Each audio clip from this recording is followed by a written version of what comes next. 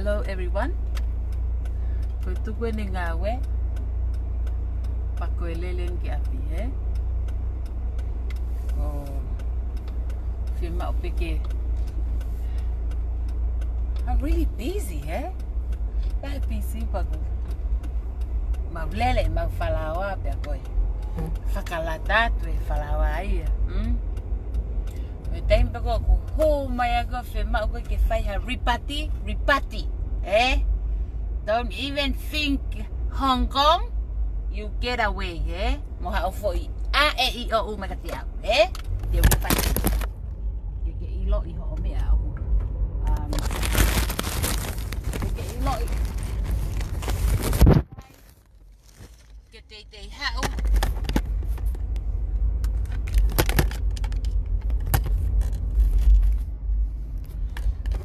ke te hau HO'LOI te lava I HO'LOI ani ako mo oni okay tapu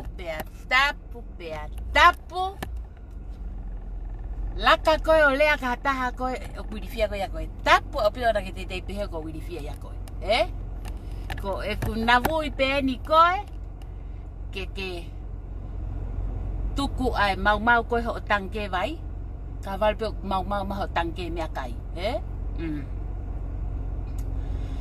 Ko kai nga Tilila Fahingoa kene kui yes Ka koe Ko kutupu hake Ko mepe ko manatea Tilila kono faata he ku angolo Tuk fai taka fok mai mau ni mea Nea ni fare moa Nea ni fare koloa Hala leva Ko kita ka uri mohe uri koe na Nai wha ahau ki ai Ko peko kei si ahu ko wha aru ki ai Kono wha ata angkolo Pau eke peko hano ko kai haa Ka koe ni Fulahi koe ni Whiohi mo ia pau peheni pau You know Wai te mini koe whangi ianga whakatamai ki pehe tupu hake Sioku lahe paanga o te lakato to'o Ka neo koe wharekoloa I whae tangata Pena maa ni mea Ina hi maa matolo ala ki ai Ok mau alwe matolo kai pa o maha mau angkoloi Mau moa mau haba mau alwe nai ni Ka koe ia Ka nai maha mai ho hao mei tahi Nof takai holo Ko aku ILO'I ko aku manatu ia KCI Ko hau Pai kai ke whakahalaki hata haia eku manatu he ko manatu ia he taime ke inoseni Atamai moi But that's how I remember Miss Hong Kong Neu mali pa maalot ki Amerika Maalot ki Amerika San Francisco. O kua wanga Tilila he taimi ko ia. Ne whanongo pea he anga ko hono whea mutaki koe moe. E ne tō onga pat. Nage ke fu. Me aia kao. Osi. Pea. I went through my divorce. So all my families are here in New Zealand, So my mom was here, came with mommy. And I sent all my kids here. Kung tamasi LAHI at Tavake, ana Amerika. Na FAKALELEI Hawaii, na alata mo hoa ki Hawaii, ki mo pa matoy fokin usila. Os pa matoy alat ko na ki Frisco. So, ko vake ya ko sitsen Amerika. Ko hinga ya e ku hau. Ko tang ek tamasi ko hau faile hane visa hen. Ko hinga hek over.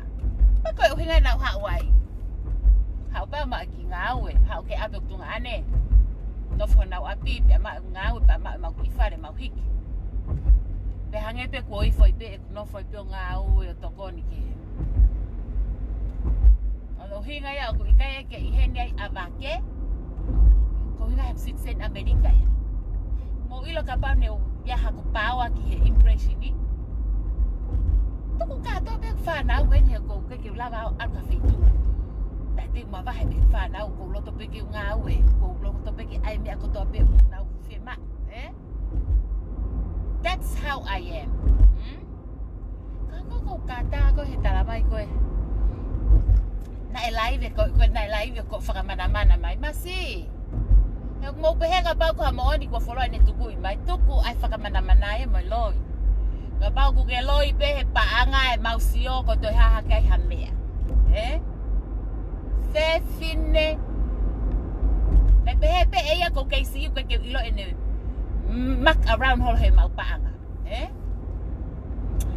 Ai me ko to pe ko me ko to pe o ko.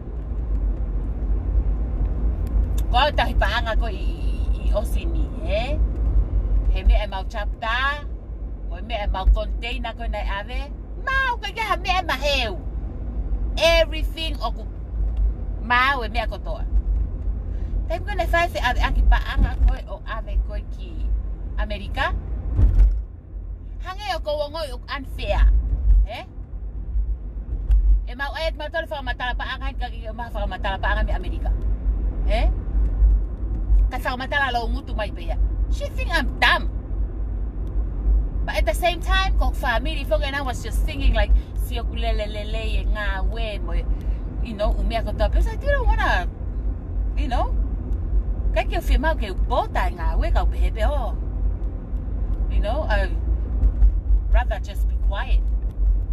Family, just wanna malu'i here, you know, and I'd rather just be quiet. Taimi pe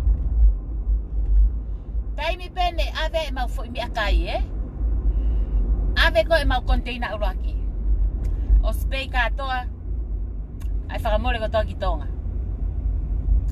ma wahe mai peko container uraki o staimi mantu nau ki manatu i peko ene ki ni makovi ko he wharekoloa ko e ku angolo pau pehe pe te utuku peke toki au pe container patok ave sirini tama ea ke femo ange sentia femo ke ai ha mo so okay sen sirin goya oskoya pe e mau koten ya wa fra more ko to kitonga ospe koya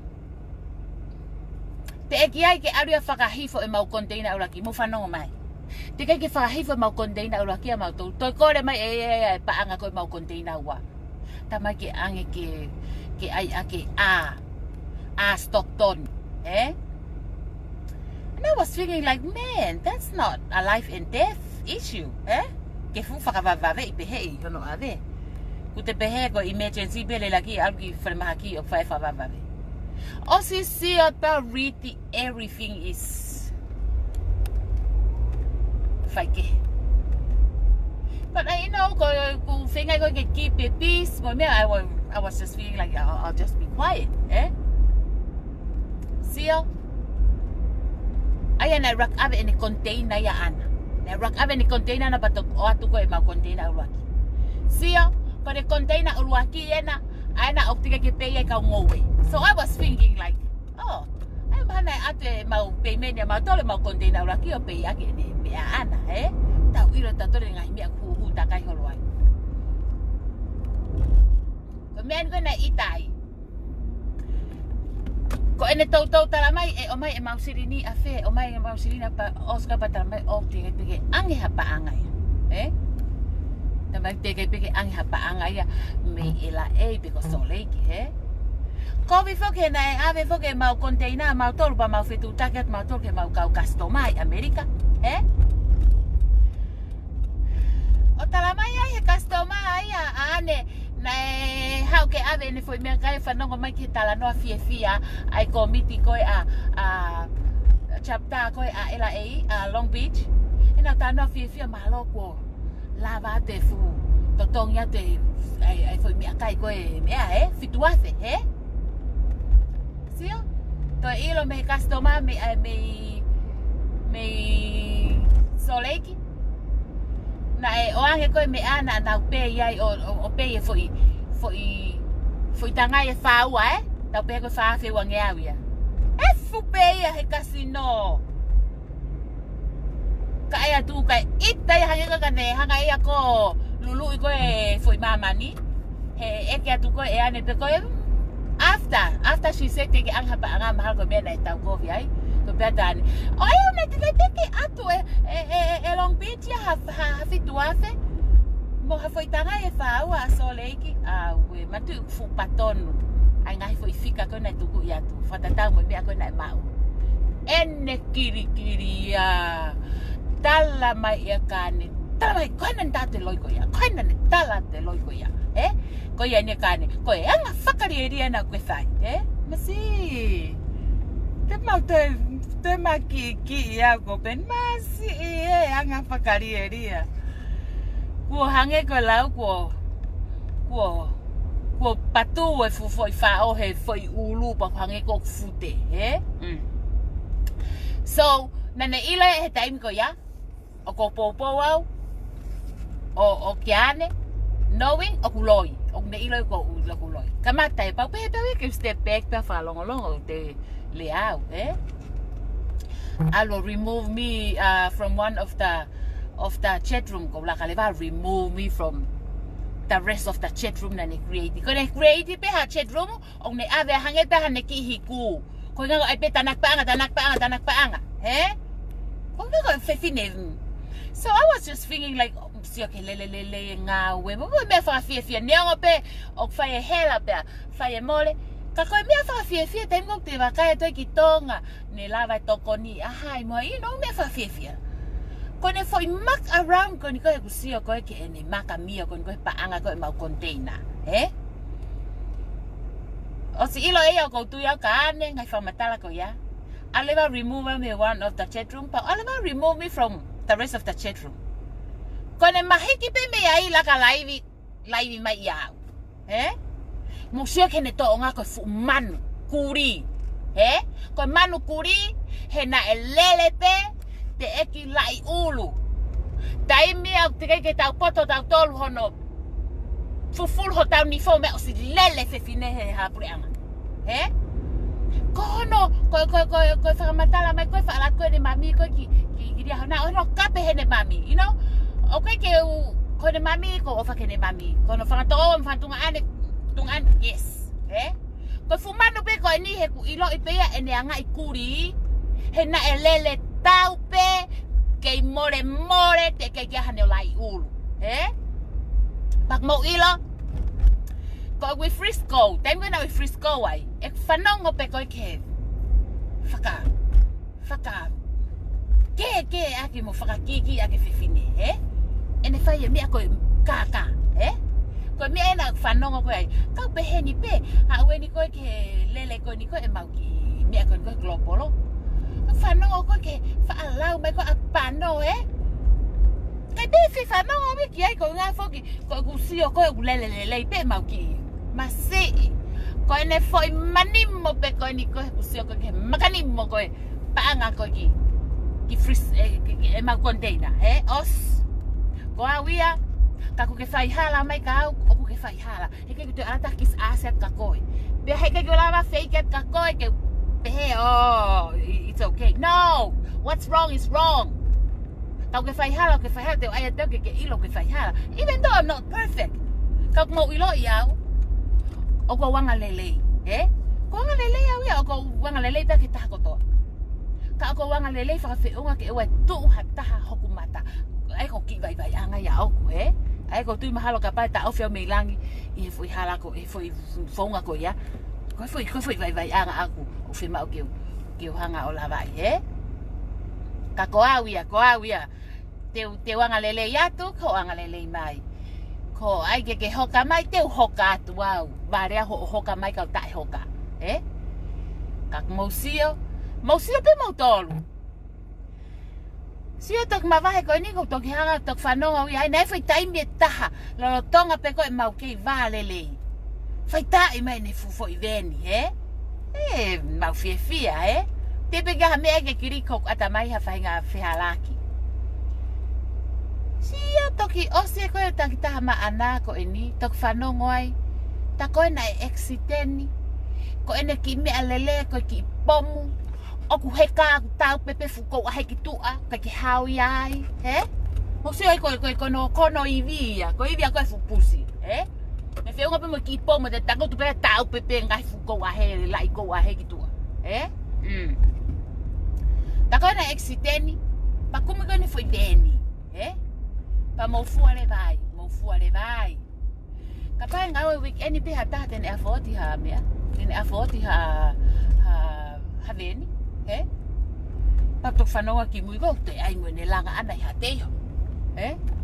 Siola'A. Ko ene ki for income go wig any ten afford? Eh? Does it make sense?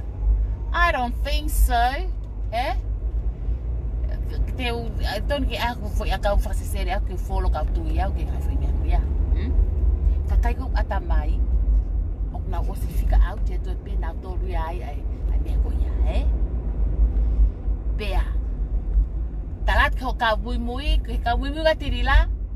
Ko hinga e talalo because I'm one of the investors. Eh? I am one of the investors. Pagapag mo pehe ko ka investor, mo pay ma ikpanga ka tapun hok mutu. Eh? Pehe ko fakamole atu I container uraki container wa ko haya. Mo rakfai ho mo home ka pa mo tok pala. Ko tu ko uhinga ya mo mui kui ai he fu hohongo. Iyo, saga talaki. Ko Tilila ok mau hono tiupi vai. Ko uhinga ku mau ye ko Hong Kong. Kapai whakauri lo whakavaha state. Ok vala ngai fu tau veri. Petui ha mila bebe, eh? Ko ngai kulele talalo pe tanke vai ya. Ui lava mapure. Ko mea mo whanonga mai ko ui mau pe ko Hong Kong. Pe mau le vai tau whakafofua. Masi Fefine. Wano ka pana FOLOFOLA. Tau sio ka pana FOLOFOLA pa foreka. Eh? Ta ko viang ni kape ana. Eh? Ko ILO'I. Ki he whenga tariaki ko e kauwa e. Lele tavale a tanke kai lai one pe ya o ya we eh tai mi ni teknologia Hong Kong ko me ko ngutu malo hi ne la pe tai mi ko he ki ha teknologia ko tai mi ni mau upgrade mau tor ke teknologia te ke pala mai ko he te mau screenshot yo upload the evidence ki mautol. Mahino? Ko pehe koa ke fai mai ke upgrade ho atamai. He ku ke poto hono ai me ako banking online. Eh? Ko te sio hake ko hela ia he alo ki he panke. Excuse me. Ko kala ye nien poto ia he ai banking online. Feho poto. Eh? Ko feho poto. Eh? Kai ke aya ke lom ke poto he lom lobi. Eh? Ko taingo masila ko to mutu. Masila to mutu ke te lea kata. Kapau oku te laka he toko taku ia. Eh? Mau whawia pau TAUFUA wia pe ai koa pe kaka Siola'A I Amerikana. Pamu Siola'A Amerika ko Amerika. Pamu Siola'A. O manavasi ia he Fefine.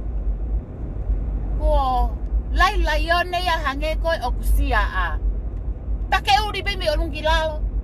Pare nga kau pe mi olunga kilalo. Hongo pe mi olunga kilalo. Ko ai fuko ngai FULE'I eh? He IKAI ke te heke sino forek hange ko au, eh? La ka tu pe kau sawa. Koe leia. How many leia? Eh? Oh ya we. Ko ngai fusino pe he. Ma oe fakafofua. Taimi ko hawai koe kape boy. Taaki koe matu a moe whanau. Tō tu aia koe, taimi a koe overload te koe. Namu ha ko lalo, eh? Purakaki mahe ngutu, eh? Moe mea pehe a Fefine. Mosio. Ko ene algo ka feitu. Ne ua noe ne ngai fu fe alu aki ko ni tau ko whanonga ne driver mahal ki orikoni. Tau fika au te toke fu tau veri e fia fu mira veri e fia. Whakaofa ia kita he tō taha kong na whakauri. Namu ho hongo ko. Po pehe ka pau nau sino elo au mata elo hango Tilila. Patoi vai mo ku tangke vai. Si heka ki to ere au ka taha. Heka ki ure au ia ka taha. You know? Te no fo mau peo si ofi mau peo he sio atake sio. Oh ya we whakapo. Ko tō taha ko ulaka mama o iau. Ko sio atu. Kono mea tangu tu mata maange o kaha o ku mea sio. No tō tangi sio pehe. Ko kau kafi ia. Ko kafi ia te sio I kita from head to toe. Pa te toki ILO'I mea koe ke te awa atuai ki tō taha koe. Pakapau pe au te mawhiri pe uta bla bla bla bla bla. He funga. O e te namu hohongo pare ngā kaupe from head to toe. Pe mahino leo there is something wrong with your head. Mahino? O kai mea o whihalaki ho ulu. Ka mautui mai mautol ka whanongo. Ka whihalaki ulu ka tōtu e na maha alalo. Una kaki mai a hau he ngutu. Ai ni ko tau kofi ia I koe ene palata e whakakau. Mawhiri pe ke lea mai ko hoku fuha. Hawe! Ke lea mai ko hoku fuha ko ene mawahe pe ana. Ko uhinga ko immigration ni. He ka na ikai tuku pe ya heni ngawe pe a Sela to ngai. Kai tuku ho o fuha. Ka kiu si lava lawat ko fuha ko ngai waiting whanau. Ka kong whaka mea pango ia mausio ko ne FAKASESELE. No foi lea mai ke ku fuha. Kai tuku ha anai a whoha na kai langa ki koe o na kai ha ako he 5 star. Mausio ia. Poto ia he lea ki he. Kai wale he sio hifoki ai. Ai ko talatu. O gai e mea o hoko kono ata mai. Ko ene wango holo koe na. Mau mawahe mai fuk mau tolu. Mau mawahe mai fuk na mau kau he. Ai pi tanak paanga. Na mau kau ai. Si, fi Maria lah mau tolu mau mawahe. O mai mato ka Sheroni kai ke whatanak paanga e o kai mau ki foi. Whakapuri a mau tolu o viro e mau paanga o take care everything. Hala ke mau tolu. Stress free mau tolu. Kai alu hange holo hafu. Elefani te.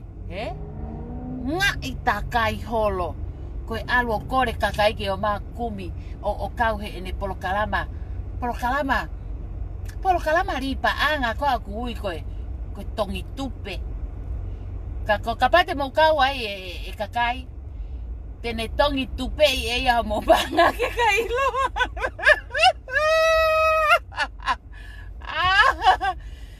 Okay, kamau kau ai.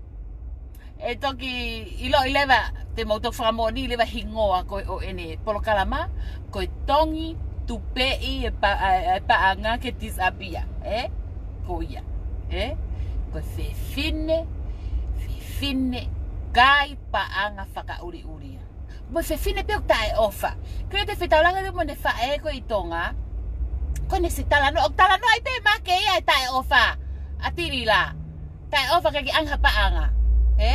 Pako ia pe ko ni toonga pina ana tae ofa. Kapau na iaha ofa ia ki te whae. Te pehepe. Nua te itaha. O ku te lau pe ke taha ko ia.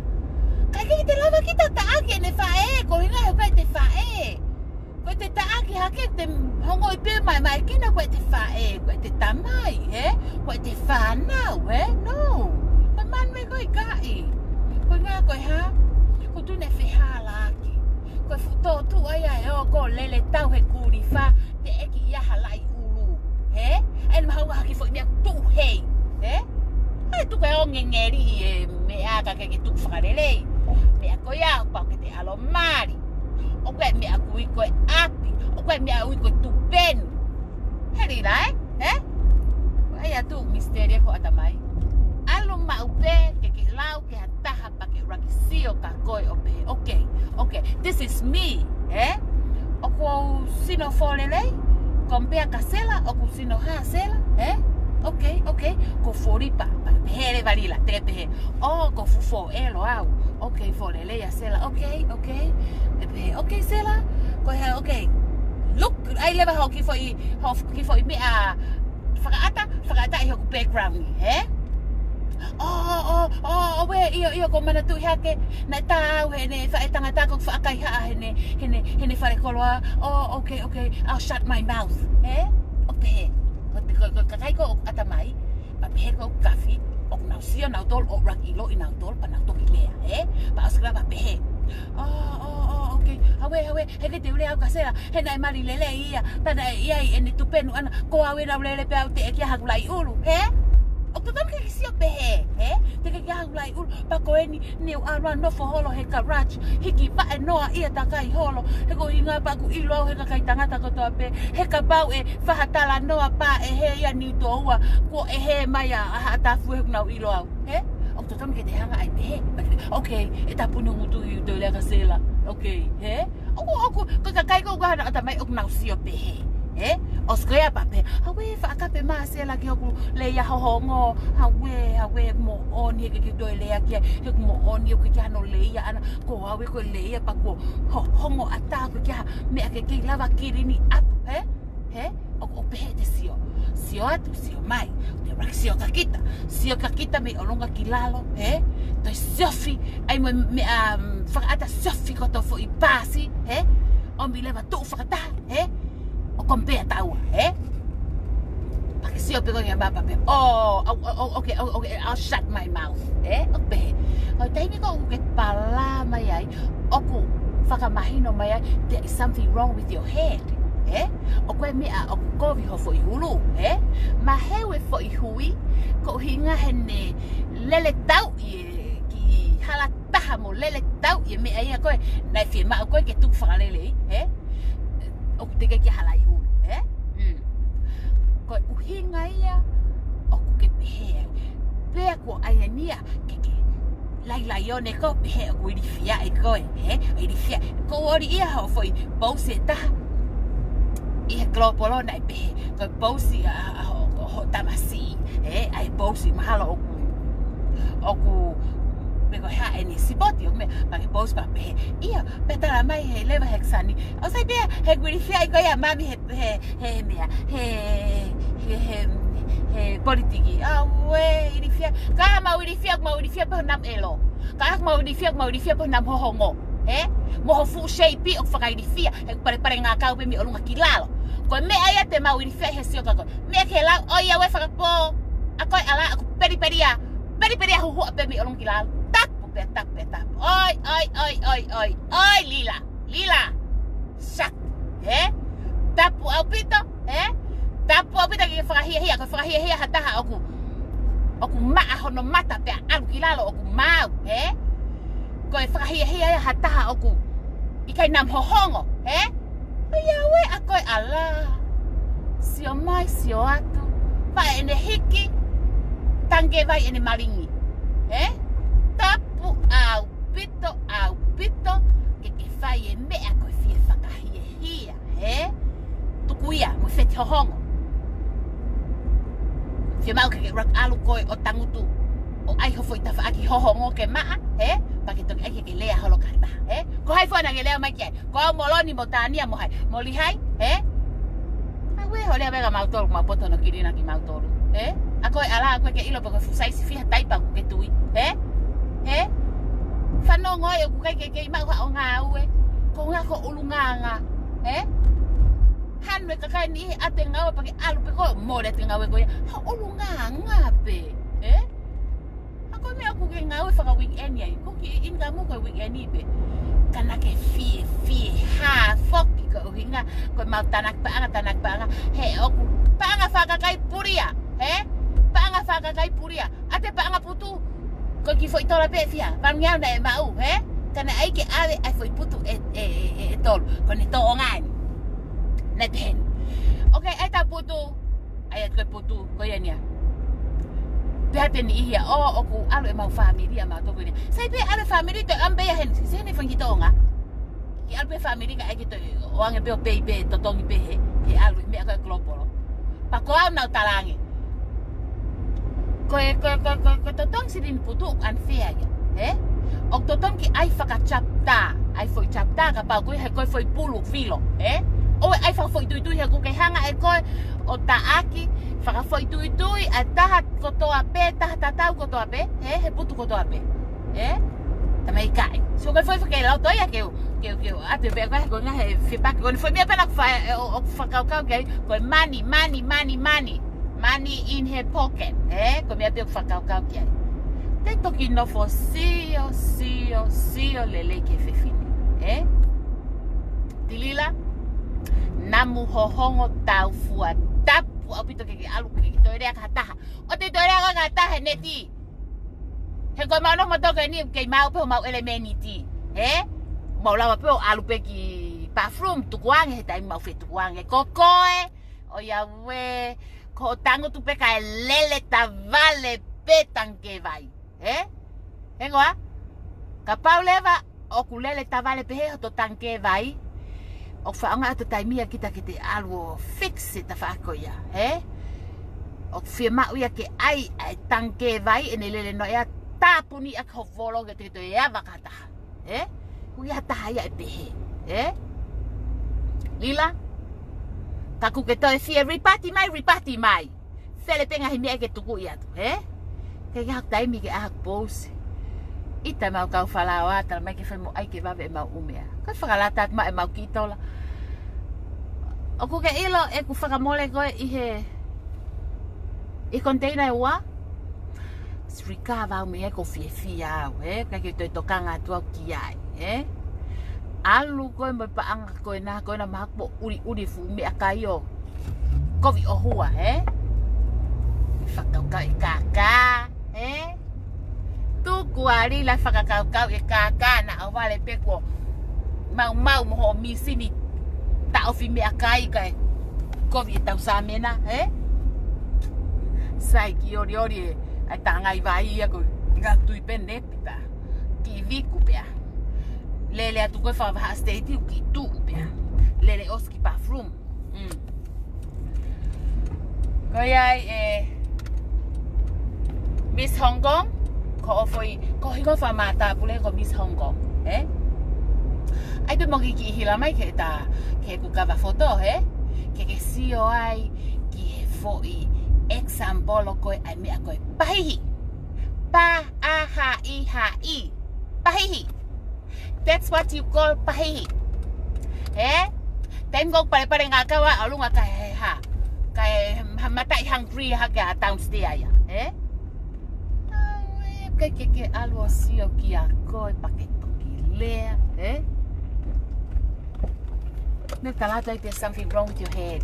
O kaya me aku kako hinga fok mahal ko lahi lele tau, Tu be mahal ko hinga ko o lele tau, na ke lele tau te ke ya halai ulu, te ke tonu lele ho fa ho sino, Ku ke algo fai me ai kakai la lahi, Pena ilo pe ko alo lala takai ho le tuku ya pe ko lala ho pe ko nga ko hiva Ko be na alo lala takai ho ILO'I ko he kakai, Ko yai alu kaku ke fai ho ngawe ko na fai whakalongolongo kaku ke toi pehe pe ke toi fiet pehe rila to lea mai, ko te lava pe lai pehe te tengo ko drive ai ko ko ki api ko te hak time ki tala no ai ho hongo, ala ai mau flower mau paanga pa mau fi ai, Betai ben ko atai lele ko ke me. De harila. Na fanoi na ke exiteni hoki pomuli la. Na ke exiteni ko live. Opa pe o te exiteni pe hange ko koi, Tama na extend mi mahala ua, Osta anga ki pomu. He ko ki pomu ya ku. Ke tangu tu ko hango fete any mai everything ya o kitua. Ta ko me ha foi veni, Fa malo me ka mau tolu mau paanga klopolo ke mau ha me ake whakalolo ai mo ke tangut ki hao i loto, Ai mea ko ia, o e wha ai ke lere a lahi, ai koe tala koe pehe koe aku lahi ho more i whi ia mo i ka whare malolo pon, whai pau kape. Oia we, kawen ko wa umai. Okay, Lila, Miss Hong Kong, ki ala ki ai flower ang ange. Bye everyone.